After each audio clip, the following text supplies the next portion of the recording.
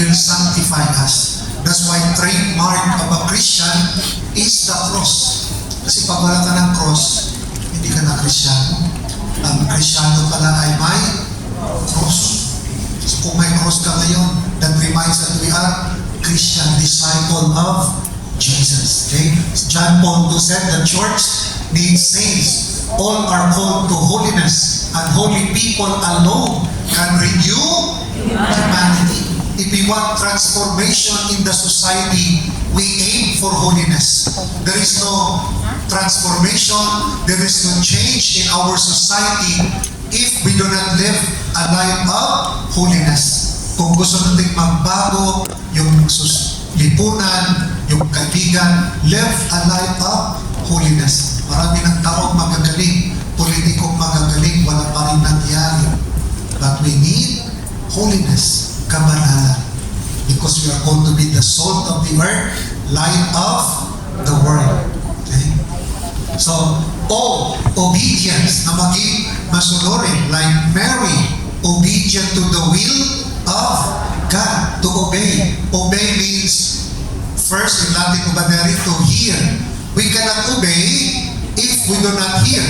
How can you follow? How can you obey if you do not listen? That's why listening is important. Okay? To listen, Lord, what is your will for me, Lord? So that you can obey. Not what you want. Sometimes we want our way. That is not obedience. Obedience means doing the will of God. What is God's will? That's why we have to pray. We have to listen. What is the will of God in our life, in your life? So obedience. Okay, in Samuel, together we read.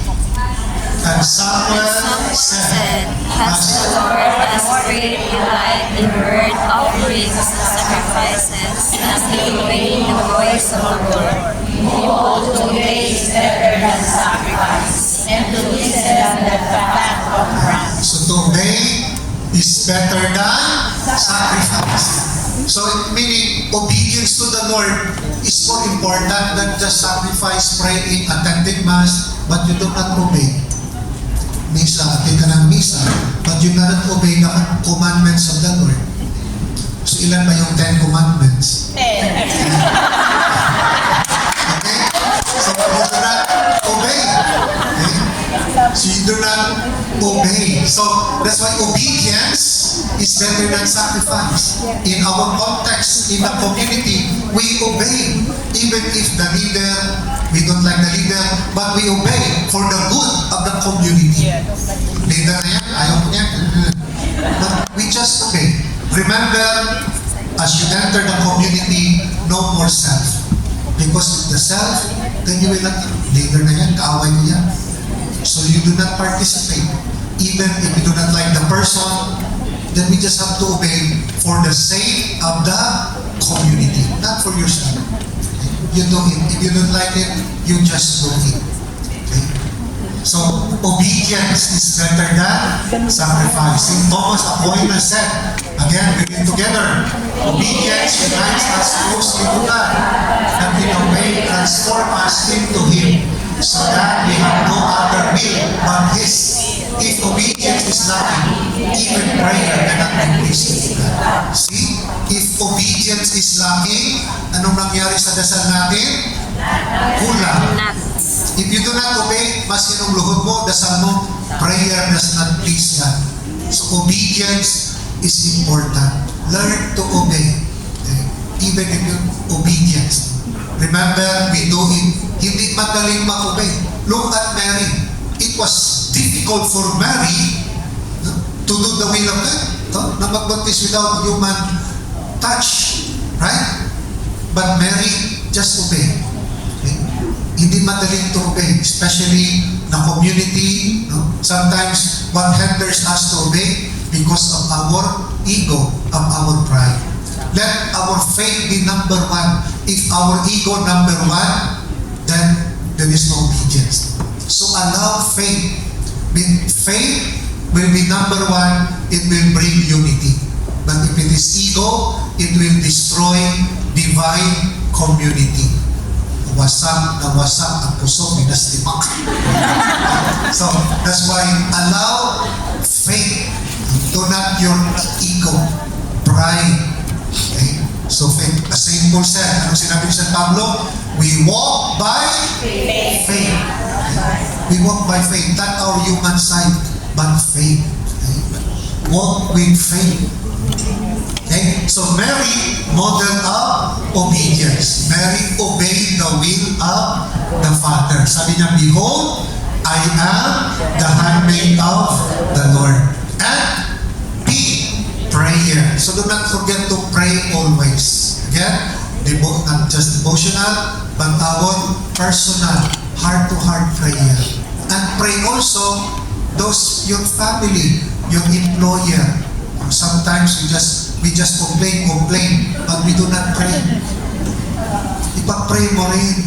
We complain our government leaders, but we do not pray for them. It is our Christian duty to pray for our leaders. Remember, St. Paul said, pray for your leaders. Ba tayo complain na complain? Ang tanong, pinagdasal mo ba? Kristiyano ka? We have to pray. So pray for our leaders. Pray members. Lord, I pray for our leaders of community, Lord, that will be more, understanding. Kasi nasaktan ko kanina, Lord, sinabi lang niya, Lord, kanina, makapal na yung lipstick ko.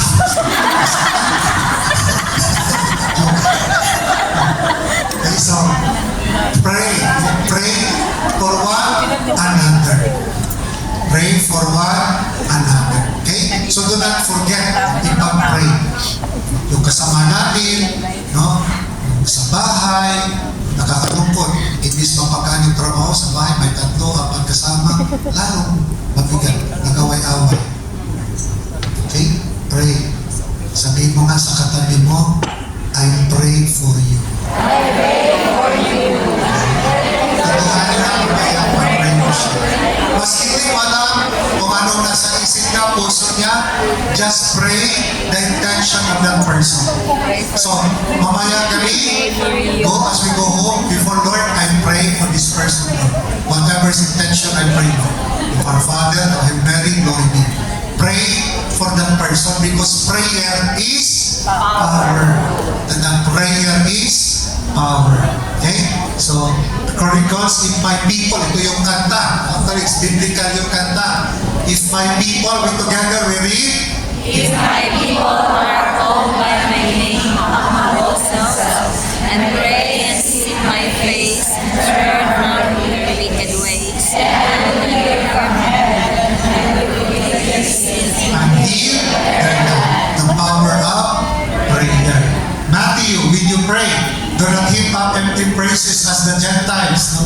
So go to your like them, for Father knows what you need. So prayer is about trust, surrendering, trusting the Lord.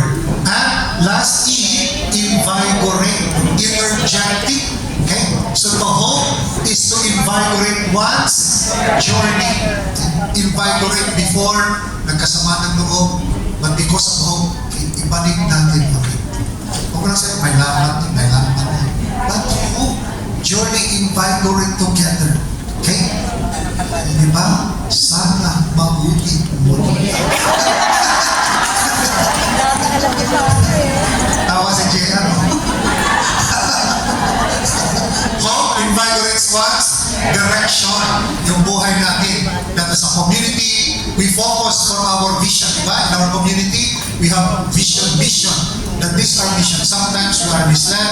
We are away from the purpose that number 1, we join the community for our holiness, no? To serve the community. But sometimes our community becomes more of socialization na, no more spiritual input. But we have to focus the reason why in our Christian community for our spiritual growth. That as we live a life of holiness, we can be an agent of transformation in the society. Okay? So hope, again, what is hope? Okay, so we hope to live a life of holiness, be obedient, prayerful, and give energy to others. Yung iba malulungkot na, ikaw maging the source of hope. give energy, to give life to our brothers and sisters. So let us moments of silence and recall the things that prevents hinders us to hope. No, before we end, just moments of silence with background music of JR. Moments of silence. Ano ba yung mga bagay that hinders me to hope? Parang naging hindrance. Balakid. Sabi ko ba ito? Balakid, no? To hope. Okay, just a moment of silence before. Ask the Lord to give you the grace, the strength, not to give up hope, because hope does not disappoint. Do not give up.